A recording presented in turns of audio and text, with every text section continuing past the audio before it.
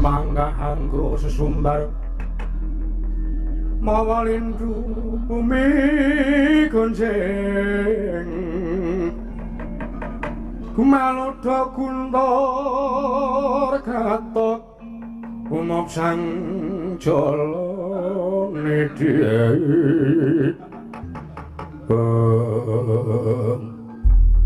wala keparat menungso ratatanan drohon dimemonon kok wonten dawuh lho wonten dawuh bos nimbali keng abdi pun bilung kalian kakang kula Tian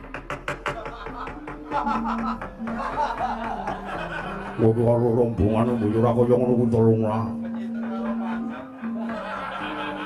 Aku ki nek kowe ki nek ora aku sing nggawa ku semara tekan kene. Apa kowe meng nunut aku kok? Lah nek kowe iki ora arep manut karo aku tak gabur tak dukke kretek serandaan kono mengko. Anggep ya apa? Aja do guneman dhewe. Nggih kersanipun. Kersanipun kados pundi Sinuwun Prabu Setigrat? Entuk gawe napa mboten? Wah, lah keparat. Kok aku wis kelakon sowan kersane Sinuwun Prabu Sri Bathara Kresna. Nggih, pun ketemu. Wis. Nawala pun diaturke.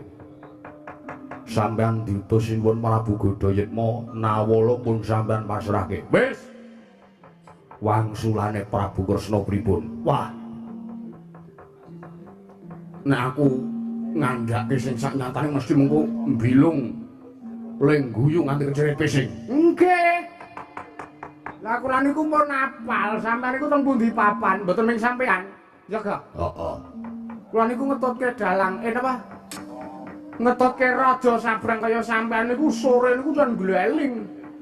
Sebo munggah pasewakan dayawan niku wis ndrontang plak plak jleng tung tung begitu jam 2 klekus modar niku pun oke kedadosane ya ta yan pianan uga kowe iki ora acu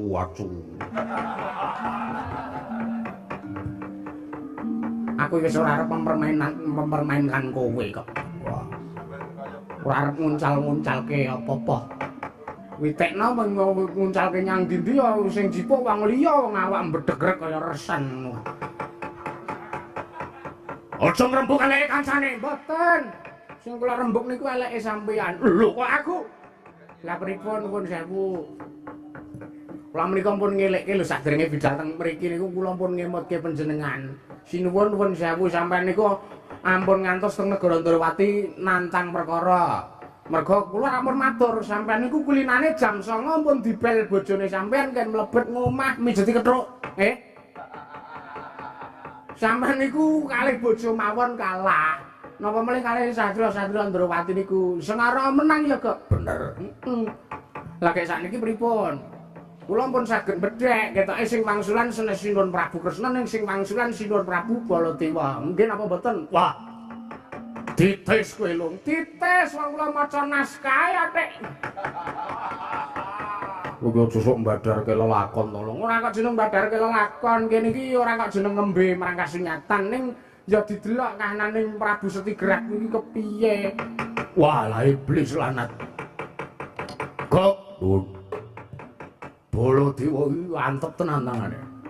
Mboten namung tangane niku nek nyuwarane wis ora kira-kira. Nggih. Niku paling kendel nek kon ngamuk, kon muring-muring niku. Pokoke nek power sound system jereng jeblok niku dereng meleren lir muring-muring Prabu Baladewa niku. Pokoke nek enten pendemung niku dereng kalungan asbak. Niku dereng mandeg lir muring-muring Baladewa niku. Lah kersane pripun? Nek kula mrenggake kundur mawon nggo. Bali piye?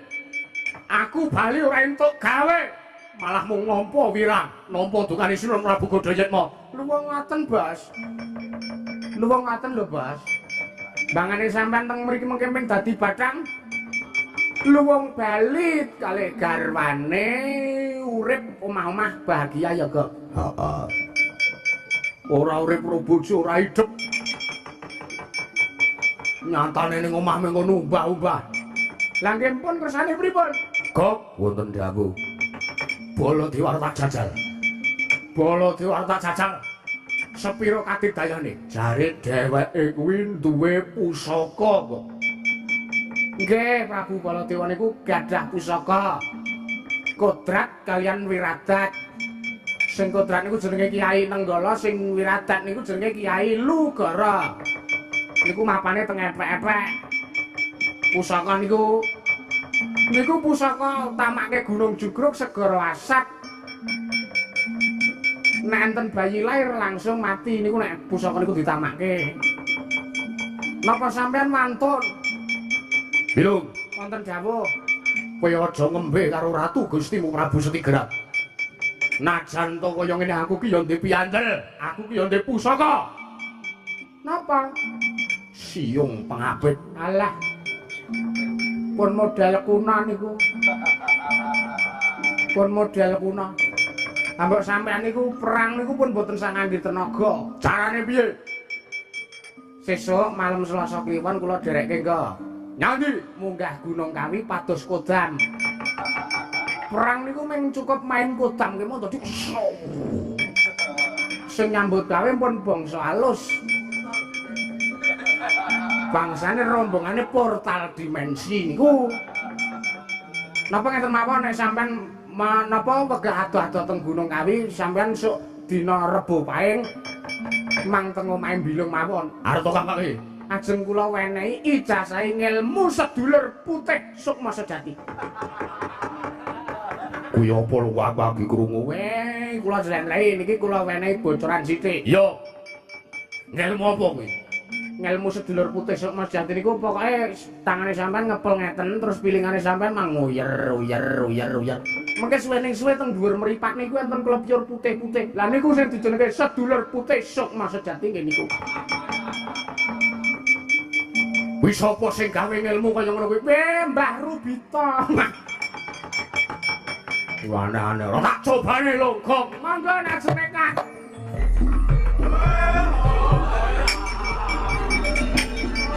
Wah. Wah, marem.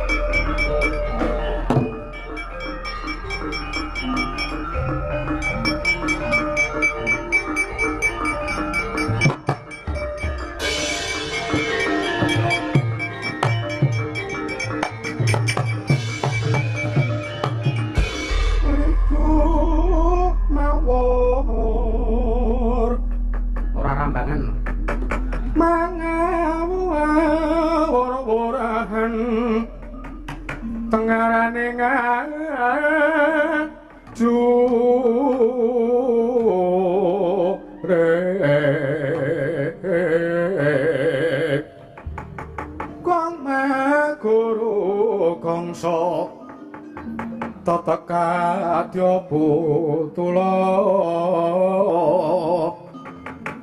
war panjriting turangga hesti ora kata enggak dojo lelayu sepi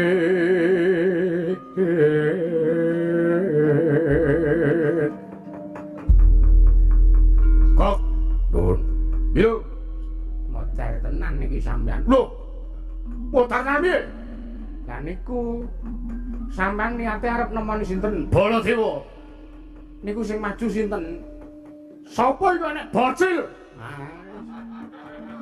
bocil niku mung dedeke pawakane cah cilik nggih kalih kula men dhuwur kula niku dedeke mung 132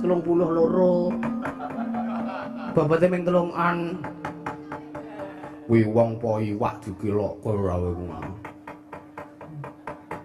sampeyan ampun nyepelekke niku kula pun disclaimer for you kuwi omongan karo opo lah ngelekke aku piye lah Baladewa niku bener Baladewa galak ning nek diukur kadigdayane Baladewa niku digdaya merga pusaka lho dadi nek ora ndek pusaka niku mung kele-kele kaya kere nika sapa Baladewa niku lho lah nek iki sapa niku adine Baladewa jenenge Marvin sing ranantu kok antul sisan ora niku Sencaki nggih ya Setyaki nek teng Sala nek teng Yogya niku Sencaki cara Mbah Kita niku Sencaki wah iblis lanang cah cilik kok brengose kandhani kok niku men nembe dicukur sisih biasanya nek pun ngiwon nang niku wah ngres kocap Sencaki melintir brengas tumpangke kuping kiwa tengen mungsuh ngincer Durna diantil obat abrit ke Durna nggo bal-balan sirahe wah gayeng nek Mbah Gita nek dalange niki ya kirangan wah langsung ndon-ndon rombongan kok ora iki lakone ora metu Durna kok Sencaki jenenge Klung nggih Dik. Waduh. Nyeluk kok Dik ngono, musuh kok didik-dik. Sencaki. Ora parat. Lho. Piye iki lho? Piye pripun apane? Awake cilik kok suarane gedhe iki piye? Mboten pripun-pripun. Jan ngoten niku bocah niku. Kelainan kata niku. Hermannya itu Prabu Setigrat. Yo, kepara nyoto aku Prabu Setigrat. Ayo. Baladewa tekan kene. Baladewa kon tekan kene aku arep njajal jare dheweke duwe pusaka sing jenenge Kyai Nenggala, Kyai Lugara. Kon namake ning dadaku, Kyai Nenggala. Kyai Lugara kon namake ning mestakaku, ning dasku. Nek nganti pecah sirahku, nek nganti cemblong dadaku tak sembah dlamane Prabu Baladewa 20 taun. Kowe wis modar arep nyembah bicaramu. Lha iya. Wah, piye iki ratune kocok iki ratune. Le kuliah kita ora ning UGM iki.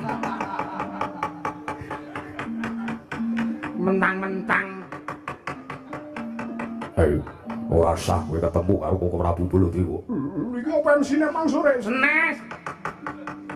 Oh, tuh MC-ne mang sore suarane ganteng kok. Ora sah ketemu karo Prabu Baladewa. Ora sah umpak-umpakan. Sapa sing ngakon? Nek ora iso karo kancane le genter ning latar kono wae. Anggep kowe nyepelekke. Mesake mburiku iki lho. Sewengi mbedegrek. Iki kapan le perang ponokawane Iyik wae. Ayo cobanen. Kowe tak keparengake. Sak pejago ngadu arep karo Prabu Baladewa, waton wis pecah sirahe Sencaki. Wah, babu karo opo? Lena pangendiamu kowe tak cekel sirahmu, tak jambaki rambutmu. Tak bubuti jenggotmu mati ning kene. Iki. Ya mikir ya.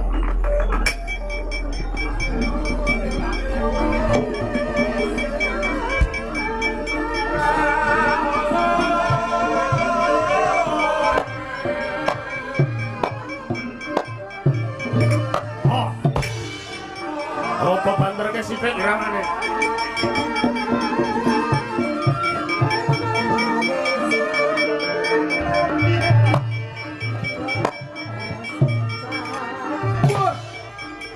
Oh, ayah. Wah.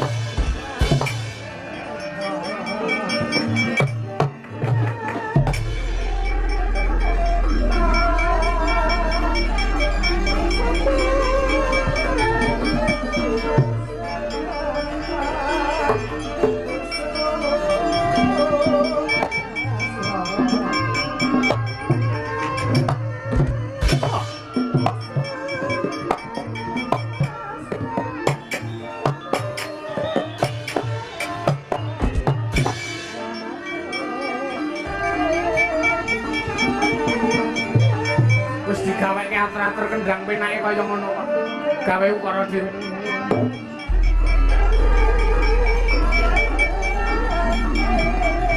Walah, Cok, iso.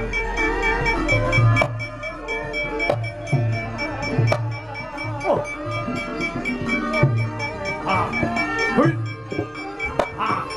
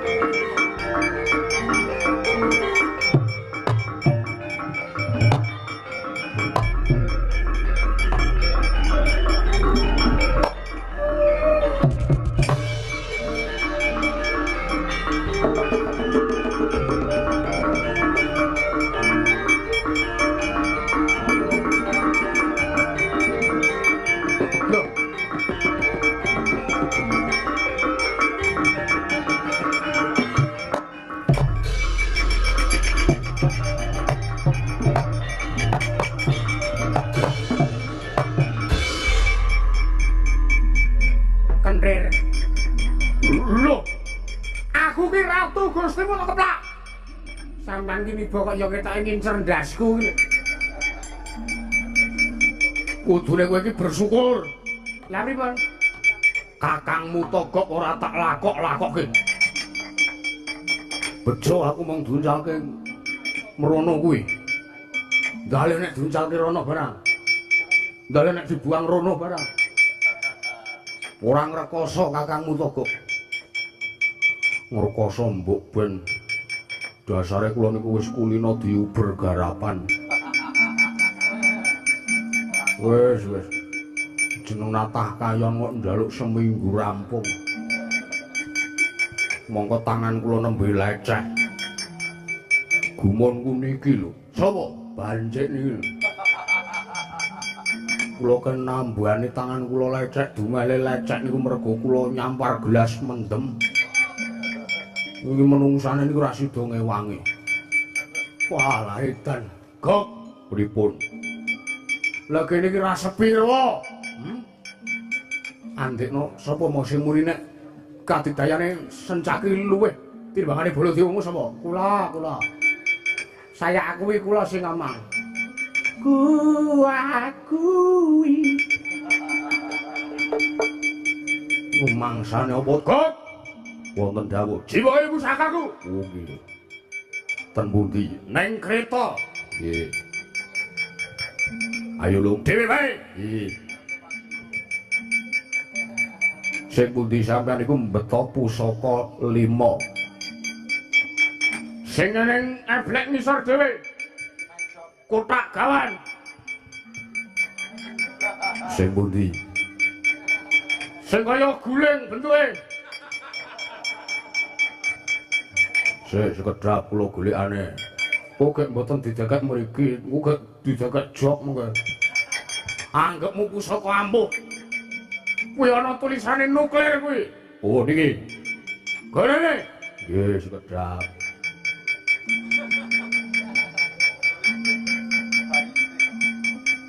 Yung kok abote. Ngati-ati nek jeblok. Nggih. Wah, jan wis. Sungginganku iki.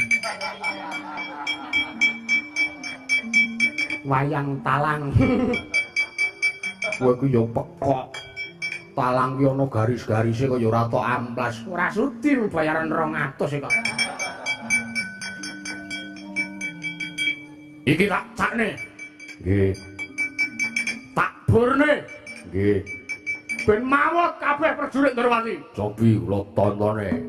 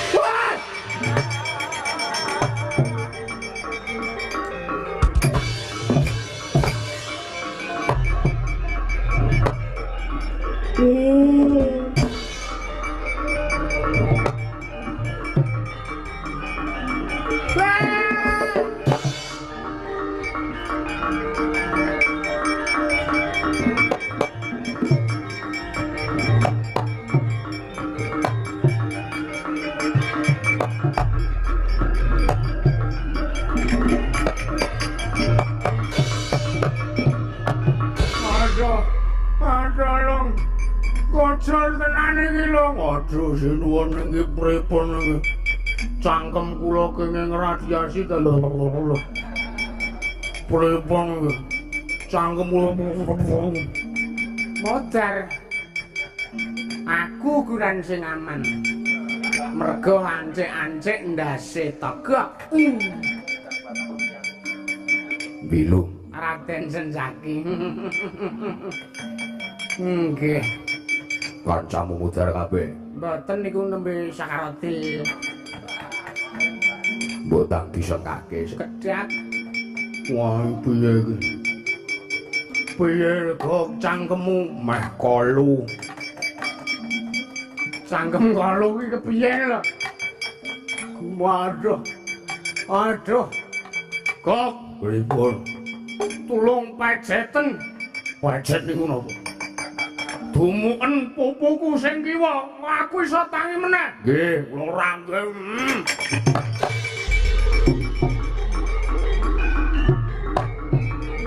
Woi!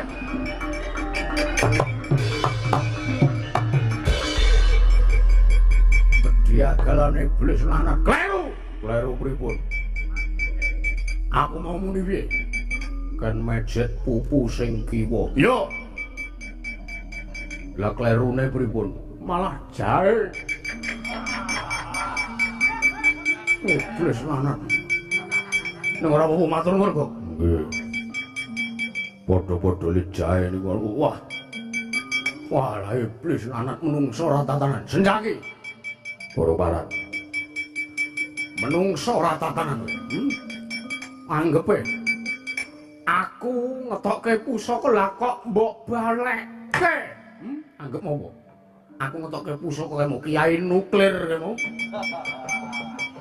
Lah kok mbok balekke karepmu piye? Menungso ora tatanan kowe. Aku ora karep balekke. Pusakamu dhewe sing bali karepe dhewe. Aku ora matek aji apa-apa.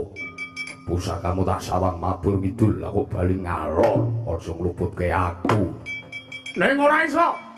Mesti wong Ndrawati duwe aji panggendam. Ben pusakaku iso bali ngenani awakku dhewe. Anggepmu ngopo wis kaki sik. Kula mulai saking mriki niki angsal surat kuning lho mengke.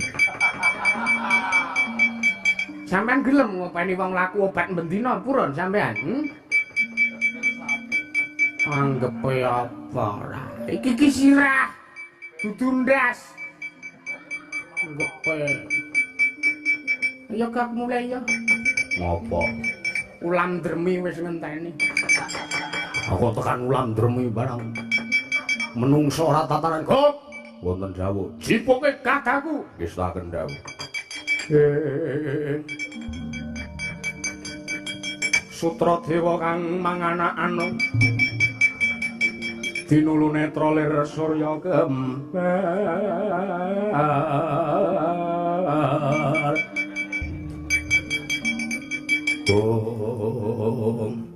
Niku pite. Yo iki. Senjaki. Ora lunga saka ngarepanku kendharat dening Gotha Kyai Pecak nyawa, mamprung nyawamu. Coba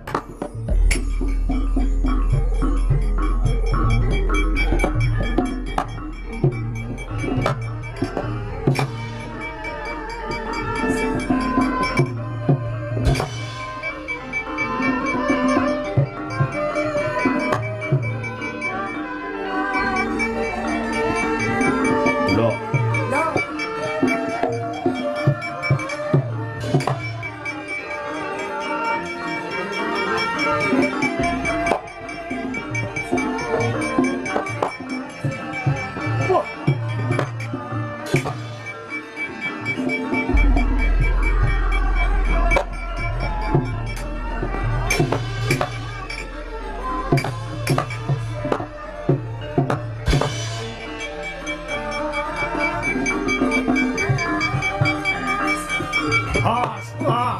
Hei. Ah. Ah. Sabihan. Aku rawigan.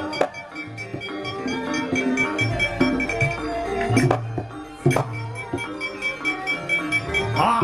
Hei. Ah, mas. Hei. Oh. Ha ha ha.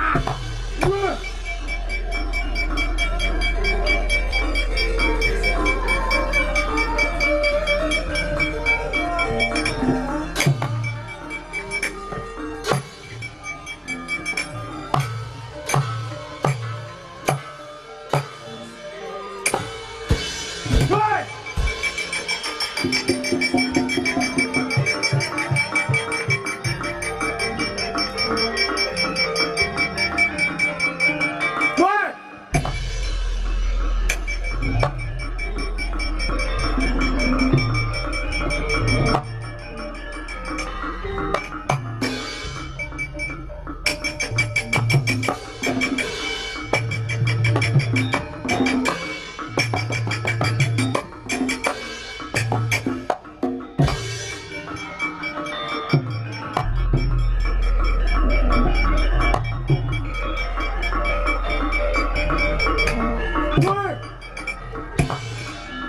Waduh, kena tenan aku. Aduh. Aduh. Aduh. Loro tenan.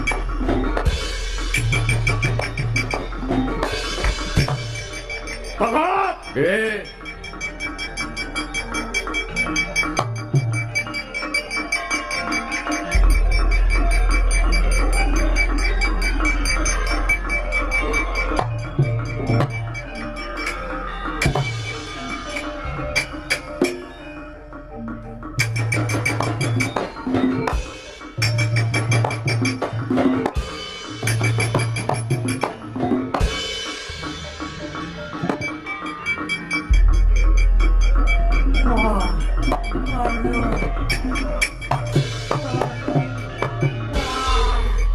Wah, edian.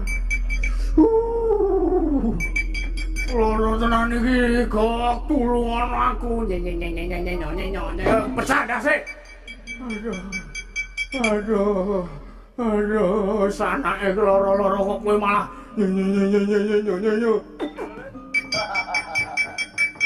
kowe iki yo piye tolong ngoten niku sampean niku nedeng ngunduh waing pakarti. Aduh. Tak kira nek senjaki ku ora ndek godho kaya tekku. Weh, lan duwe ana luwih gedhe atik. Aja nyepelekke arep senjaki awake cilik niku godhone gedhe ya, Gak. Heeh. Awake cilik kuwi mesti godhone gedhe iki lho contone. Ora percaya sesuk nyangon jeruk legi. Urung kanggo kok. Weh, kanggo. Ngopo? Kanggo nyambel bawang. Kok nunggu nyambel bawang? Lho, godho lho, ngrembug godho lho. Kok sing tak rembug godho gajah. Cilik. Waduh, mati tenan iki lung piye iki lung. Iki piye wae sapa Dik? Nika wau sampean nggih ngrungokke to? Ya aku ngrungokke. Iki wau janjane tembange ngeten iki. Piye? Wange yen lagi gandrung, lagi kenal wis mlebu sarung. Sarung wernane coklat, bareng mendrong ditinggal minggat neng Surabaya.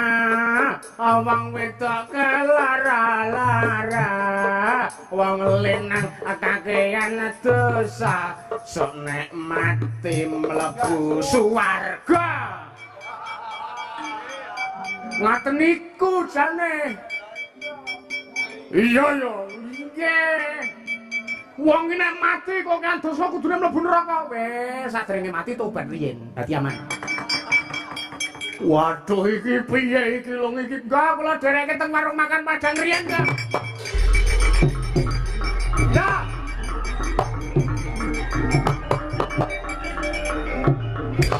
Wah.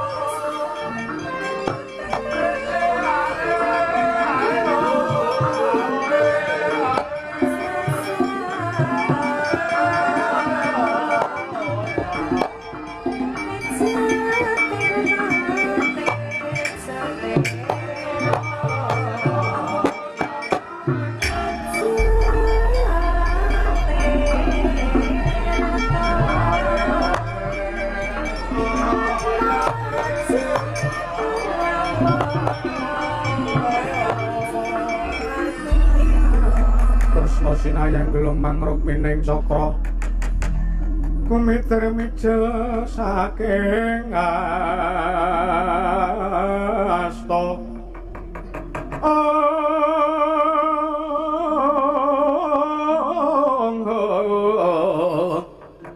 mintonaken tiwe kramanira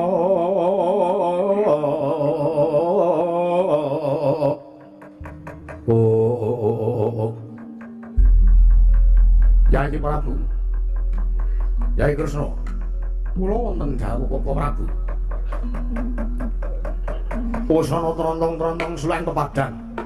Yen to sak mengko negara Ndrawati wis tentrem saka retu.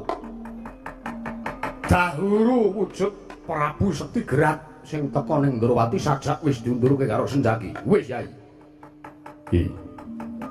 Awit berkah pamuji Paduka Kanjeng Koko Prabu Mandura tatembe karayi saged watuntas ngunduraken ratu mriku kula wau. Wah, bagus. Sembahun. Sabanjuripun Kakang Mandura mung manut marang apa kang dadi kersane Siadi. Semono uga aku Kakang, aku mung manut marang apa kang dadi kersaning Kakang Prabu Ndrawati. Koko Prabu inggih Sembadra iya. Koko Prabu, menapa mboten langkung prayogi menawi nggih mangsa nglak wanci tumuju ing astana Gadamadana? Awit menapa? Tartemtu ingkang nampi kanugrahan menika menawi sangsaya dangu dipun antu-antu malah sangsaya kathah pacobanipun. Prayogane monggo wekdal punika ugi monggo kula dherekaken tumuju ing astana Gadamadana. Ya, yen mangkono pun Kakang mung kari manut apa kang dadi kersane Yai Prabu Kresna. Banjur kanan Praja Negara Ndrawati piye? Kakang Dawa kula ndhawuh sinuwun. Setyaki mboten dawuh. Ngarandhanana jaganen kanan Praja Negara Ndrawati. Gandeng Negara Ndrawati iki mengko bakal dadi papan dununging kanugrahan yen to pun Kakang sakadang wis kelakon nggayuh wujuding wahyu purba sejati. Tak kira akeh wong-wong ingkang kepengin ngrebut kanugrahan iki Sencaki. Mekaten kok Prabu. Iya. Nek katen kula sendika ngestaken dawuh. Iya semanten ugi kula sendika ngestaken dawuh sinipun. Kok Prabu? Piye? Sembadra. Apa Kakang Prabu? Digege mangsane digelak wancine monggo kula dherekaken muja wonten ing Astana Gadamadana. Ayo, tresna tak dherake. Udawa Sencaki sing tenanane jaga. ngestaken dawuh sinipun.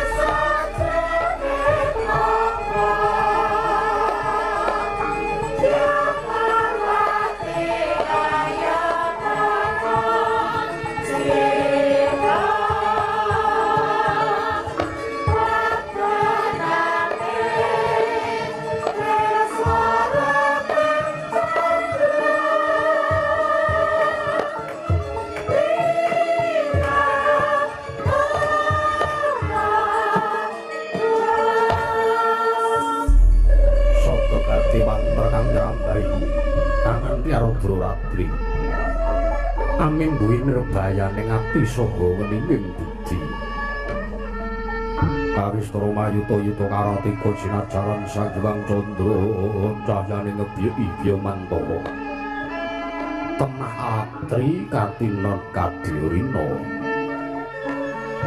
Tanenten liya Kartika pinangka pangiloning tiyang agesang.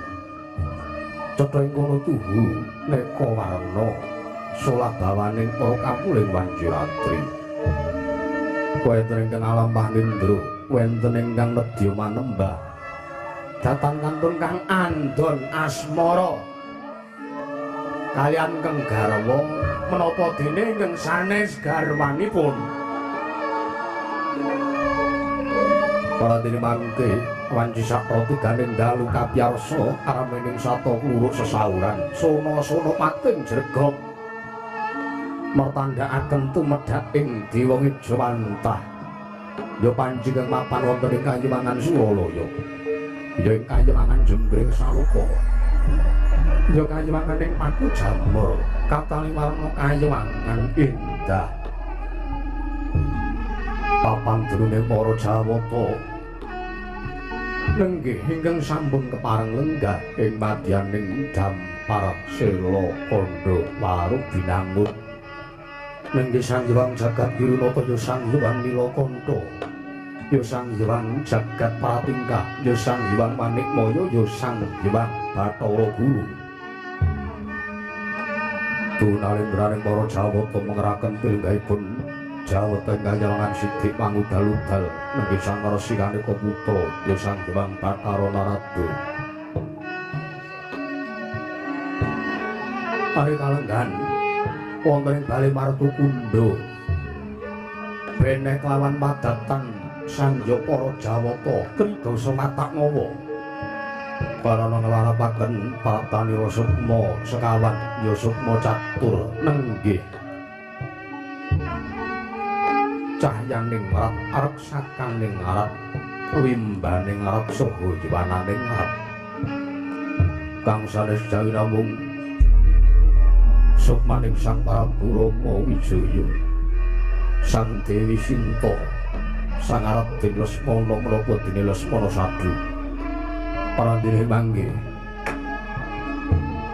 Sang Hyang Manikmaya Rasa nimbali dhateng wiswanipun Sukma Catur dinadangu anampi tanggel Jawapura sangya para Jawata.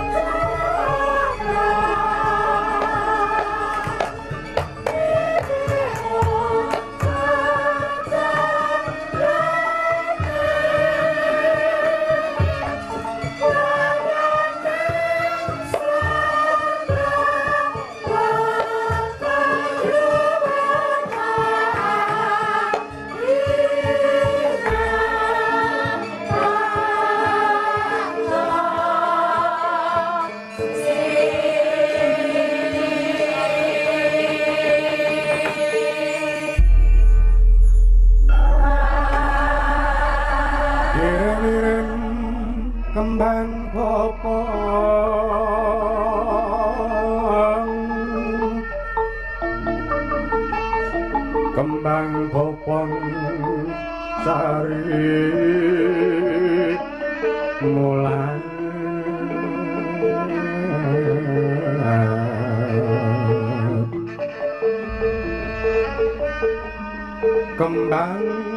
tepang ora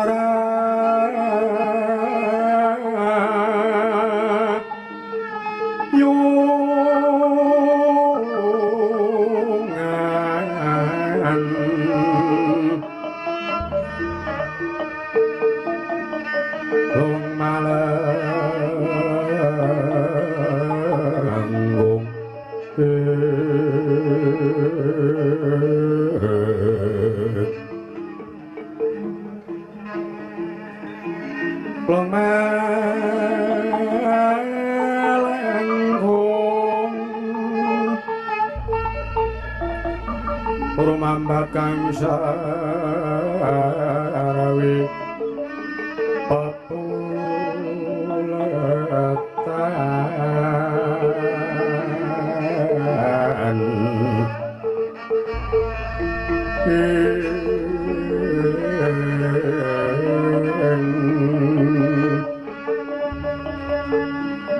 ler kembang karang sungsan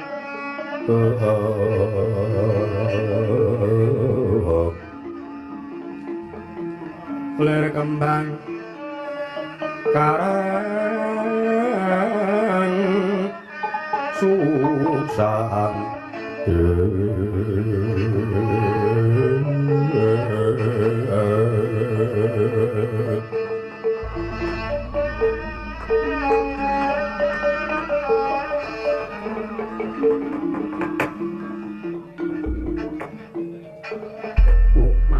Sidam saring bawono langgeng Kakang Narada Kakang Resi Kaneka Putra Mergensang warudaya pak pong Bu balong kali cedhe sapa sing gawe nangkep basak tiga kari betone lho ya punapi adi guru nimbali dateng pisanipun ingkang raden sithik mangudal-udal dinten sak mangke kemarin kula sowan mangarsa wonten ing Kayuwangan Suralaya. Adi Guru. Inggih. Kakang Narada inggih. Kawruhana Kakang sakmangke ingkang rayipun Manikmaya sampun keparengan nimbali dhateng praptanipun Sukma Catur. Inggih mriku pun cahyaning arat, reksakaning arat, yewananing arat saha wimbaning arat. Inggih, keparengipun kados pundi? Kakang sampun pestining kodrat bilih Sukma Catur utawi kanugrahan sekawan ingkang awasta wahyu Purba sejati menika badhe tumedhak wonten ing jagat Kakang. Nggih. Keparengipun Lah monggo samangke Sukma Catur menika pun dawuhi mandhap wonten ing Madyapada ngupadi badan wadak ingkang sakmangke keduga kiyat nampi kanugrahan wahyu Purba sejati. Mbah sinten mengke ingkang nampi cahyaning rat, duka sinten mangke ingkang nampi wimbaning rat, duka sinten mangke ingkang nampi reksakaning rat, miwah yuwananing rat, kula mboten mangertos lho Di Guru. Inggih. Kula suwun Kakang Narada ampun gumujeng. Mboten. Menapa pancen laga-lagahan kula kok. Inggih Kakang, nggih. Mangga kula aturi dawuh. Ora mengko siki. Rama Wijaya Dewi Sinta Lesmana apa dene Lesmana Sadu jeneng kita dina sakmengko bakal ulun dawuhi kinen medun ing Arcapada ingkang Boyana Wigati jeneng kita kudu ngupadi panitisan sarta upadinen titah ingkang cetha wus resik lair lan batine kuat atine nggone bakal nampa kanugrahan saka para Jawata awujud jeneng kita catur ingkang manjing ing angganing titah ingkang uga cacahe uga papat mula kang saka kuwi wis wancine manjalma jeneng kita catur manjalma wujud kanugrahan kengaran wahyu Purba sejati Sukma Catur iki bener pancen mangkono Rama Wijaya Dewi Sinta apa dene Lesmana lan Lesmana Sadu wis pinesti kodrat kita yen ta sakmengko ya dina iki Sukma kita catur kuwi bakal manjalma wujuding yaiku Wahyu Purba sejati. Inggih. Kakang Narada inggih. Mbok bilih Kakang Narada saged paring dawuh bab lelampanipun sukma catur menika. Mekaten Adi Guru. Inggih. Ha inggih. Yawit nalika semanten menika sinaos ingkang dados Nalendra menika pun Prabu Rama nanging kasutapanipun Prabu Rama menika kawon menawi dipun taker kalian pun Raden Lesmana. Mekaten Kakang. Inggih. Menika ingkang dados jalaran menapa? Inggih menika ingkang dados jalaran kenging menapa kok sak mangke ingkang raksakaning rat utawi Wahyu Patih menika Prabu Rama senes kok Lesmana awit nggih menika mau sing kula aturaken kasutapanipun Lesmana menika langkung ageng tinimbang Prabu Rama.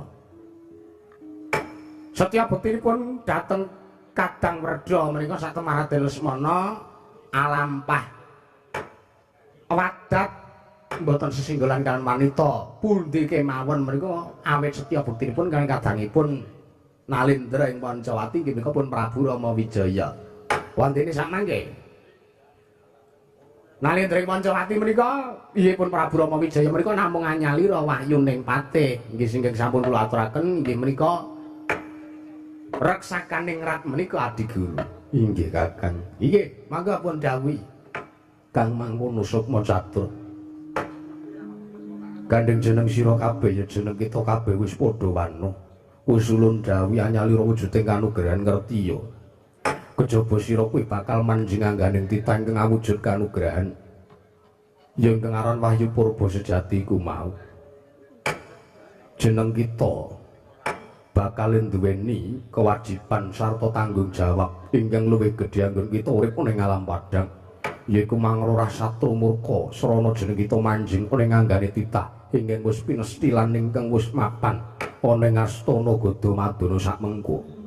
Mula kang saka iku nggih sukma catur ora sajeneng kita nyuwun pirsa kelawan panjenengan ulun wondene jeneng kita ulun dapuk minangka kanugrahan iki mau sayekti Rama lan Lesmana apa dinerkyan Marasinta lan Lesmana sadu apa ingkang jeneng kita lakoni ning jagat duk nalika semana sayekti dina iki durung paripurna mula jeneng kita bakal tumimbal linairake momong angganing titah ingkang kewajibane mboya ana liya kaya jeneng kita nalika semana mangrorah satru murka ambras langkara murka ingkang gumelaring jagat ya titah ingkang wis piniji mengko bakal padha mapan ana ing astana Gadamadana marata ulun dawuh kelawan jeneng kita tumuju ana ing Marcapada ya ing astana Gadamadana jeneng kita ingkang bakal ngupadi lan mangerteni marang kasuwargan kita aja nganti kleru ya Sinta Rama Lesmana apa dene Lesmana sadu sira pertapaning andita ngaloraren duren weni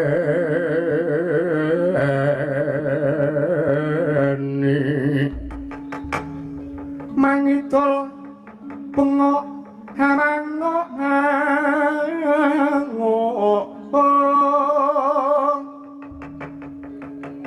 kalih kadak-kadak ketak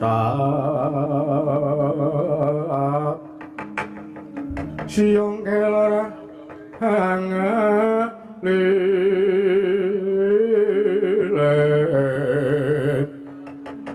oh menawi mekaten pukulun gandeng sampun cetha yang terwaca dawuh paduka Hyang Pikulun Manikmaya ingkang abdi pun Rama Wijaya makili sukma catur tartentu sak mangke sagah pramila lilan ana sak mangke kula sak kadang nyuwun pamit parsa tumuju ing Madyapada inggih wonten ing astana Gadamadana ngupadi kasuwargan kula sak kadang iya ulun balang puja puji santi rahayu kalis niring sambikala kalis niring ubida laku jeneng kita cahyang ning arep